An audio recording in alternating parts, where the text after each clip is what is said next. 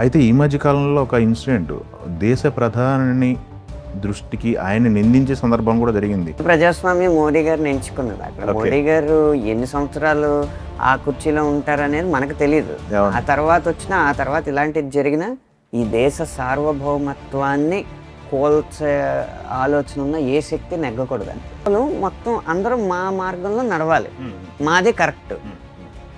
Majority అనేది పెద్దగా ఇది లేదు. నేను మాట్లాడిన వీడియోల కింద కూడా కొన్ని బూతులు పెడతా ఉంటారు. ఆ బూతులు అనేవి ఎప్పుడు వస్తాయి అంటే మనం ఏ విషయం మీద అయితే మాట్లాడాలనుకుంటున్నామో ఆ అంశం మీద మనకున్న సరుకు తక్కువైపోయినప్పుడు నెక్స్ట్ బూతులు బయలుదేరుతారు. ఇండస్ట్రీ నుంచి కావచ్చు, బయట నుంచి కానీ ఏదైనా మీకు నెగిటివిటీ వస్తుందేమో, ఎందుకులే మనకి ఇది అనే సందర్భం ఎప్పుడన్నా వచ్చింది మైండ్ సెట్ మీకు? రాదు. దీనివల్ల అవకాశాలు కోల్పోయిన సందర్భాలు ఏమైనా వచ్చినాయి? రాలేదు ఇంతవరకు? లేదు, ఓకే. ఎప్పుడు మీరు బాహాటంగా ఏదున్నా కానీ మీ సోషల్ మీడియా అకౌంట్ ద్వారా మీ భావాలను బయటకు చెప్తుంటారు. అయితే ఈ మధ్య కాలంలో ఒక ఇన్సిడెంట్ దేశ ప్రధాని దృష్టికి ఆయన నిందించే సందర్భం కూడా జరిగింది. జంతర్ మంతర్ దగ్గర కాక్రోచ్ ఉద్యమం అని చెప్పేసి. దాన్ని ఏ దృష్టిలో చూస్తారు? దానిపై మీ ఒపీనియన్ ఏంటి?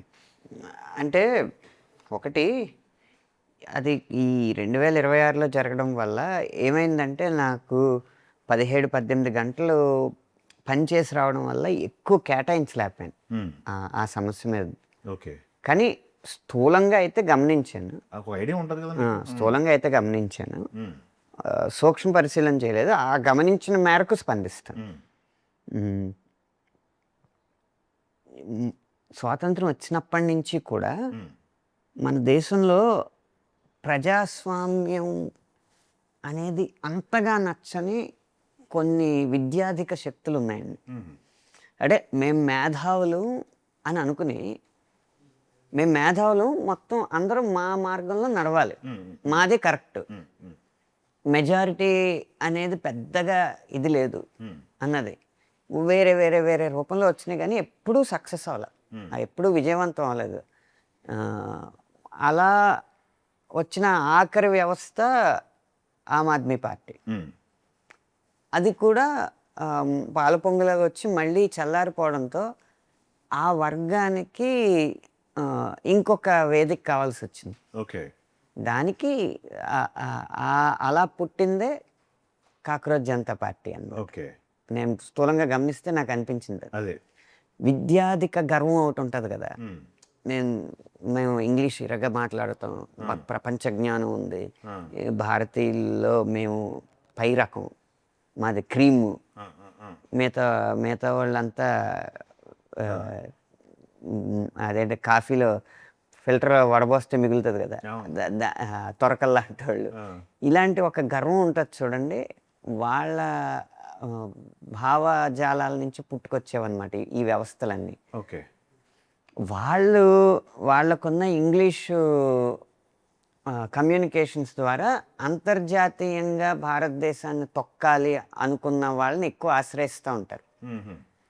వాళ్ళ కార్యకలాపాలకి అక్కడి నుంచి ఫండ్లు లభిస్తూ ఉంటాయి. ఇది 19వ శతాబ్దంలో దీన్ని ఇల్లుమినాటి అనేవారు.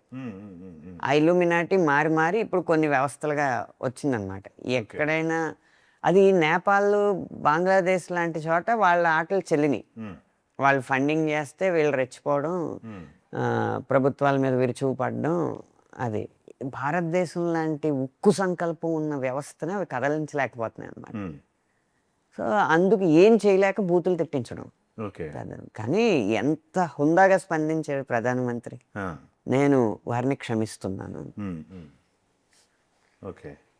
ఎప్పుడైనా బూతులు ఇలాంటివి వచ్చినాయి అనుకోండి, ఇప్పుడు నేను మాట్లాడిన వీడియోల కింద కూడా కొన్ని బూతులు పెడతా ఉంటారు కదా. ఆ బూతులు అనేవి ఎప్పుడు వస్తాయి అంటే మనం ఏ విషయం మీద అయితే మాట్లాడాలనుకుంటున్నామో ఆ అంశం మీద మనకున్న సరుకు తక్కువైపోయినప్పుడు నెక్స్ట్ బూతులు బయలుదేరుతాయి. సో ఇక్కడ కూడా అదే జరిగిందనమాట. ఇక్కడ మాటల్లోనే కదా, చేతల్లో కూడా బూతులు చేశారు చాలా. జంతర్ మంతర్ వీడియోస్ చూసుకుంటే మీరు చాలా చాలా జరిగినాయి. అయితే చాలా సంయమనంతో వ్యవహరించి కేంద్ర ప్రభుత్వం నేపాల్, బంగ్లాదేశ్ లాగా కాదు భారతదేశం అని ఈరోజు నిరూపించింది. సూపర్. దీనికి ఈ ఇష్యూతో ఇక్కడ వరకు అయిపోయి ఉండొచ్చు అనుకుంటారా? దీనికి సంబంధించి ఇంకేమన్నా కంటిన్యూటీ ఉండే అవకాశం ఉంటుంది అనుకుంటారా? మీ ఆలోచన ఏంటి? ఆ విదేశీ శక్తులు దీనికి ఎంత నిధులైతే కేటాయించారో అవి అవ్వే వరకు ఉంటాయండి. ఓకే. ఇంకోటి మారుతూ ఉంటుంది. అదే ఇప్పుడు ఉదాహరణకి పేపర్ లీకేజ్ అనేది నా చిన్నప్పటి నుంచి చూస్తున్నాను. అప్పుడు ఎవ్వరూ విద్యామంత్రిని మానవ వనరుల శాఖ మంత్రిని రాజీనామా చేయమని అనలేదు. ఆ లీకేజీలు జరిగిన తర్వాత ప్రభుత్వం తీసుకున్న చర్యలతో పోలిస్తే ఇప్పుడు తీసుకున్న చర్యలు కొన్ని రెట్లు చాలా గొప్పగా ఉన్నాయి. వాళ్ళని ఎవరైతే కారకులయ్యారో వాళ్ళని లాగడంలో కానీ తర్వాత జరగకుండా తీసుకొచ్చిన చట్టంలో కానీ ప్రభుత్వం తీసుకున్న చర్యలు చాలా ప్రశంసనీయంగా అభినందనీయంగా ఉన్నాయి. అలాంటి చర్యలు చేసిన తర్వాత మానవ వనరుల శాఖ మంత్రిని రాజీనామా చేయమంటున్నారంటే వాళ్ళకి ఎజెండా ఒకటే, ప్రభుత్వాన్ని కోల్చాలి. అది జరగబోదు. మన ప్రజాస్వామ్యం చాలా శక్తివంతమైంది, చాలా పెద్దది. అదే మీరు అది మానవ వనరుల శాఖ మంత్రిని రిజైన్ చేయమన్నారు, అయిపోయింది. ఆయన రిజైన్ చేశాడు. రిజైన్ చేయటం వలన ఇక్కడ ఈ ఇష్యూని ఎలా చూస్తారు? ఎవరు గెలిచారు అనే పదంలో కూడా మాట్లాడుతున్నారు కదా, విక్టరీ మాది అన్నట్టు మాట్లాడుతున్నారు. దాన్ని ఏ కోణంలో చూస్తారు మీరు? రావాల్సిన చట్టాలు విక్టరీ మోడీ గారిదే, విక్టరీ గారిది, ఈ విక్టరీ భారత ప్రజాస్వామ్యాన్ని ఇక్కడ భారత ప్రజాస్వామ్యం మోడీ గారిని ఎంచుకున్నది. అక్కడ మోడీ గారు ఎన్ని సంవత్సరాలు ఆ కుర్చీలో ఉంటారు అనేది మనకు తెలియదు. ఆ తర్వాత ఇలాంటిది జరిగినా ఈ దేశ సార్వభౌమత్వాన్ని కోల్చే ఆలోచన ఉన్న ఏ శక్తి నెగ్గకూడదు అంటే. Super sir. ఇలా బాహాటంగా ఏ ఇష్యూ మీదైనా మీ అభిప్రాయాన్ని మీరు చెప్తున్నారు కాబట్టి ఇండస్ట్రీ నుంచి కావచ్చు, బయట నుంచి కానీ ఏదైనా మీకు నెగిటివిటీ వస్తుందేమో, ఎందుకులే మనకి ఇది అనే సందర్భం ఎప్పుడన్నా వచ్చింది మైండ్ సెట్ మీకు? రాదు సార్.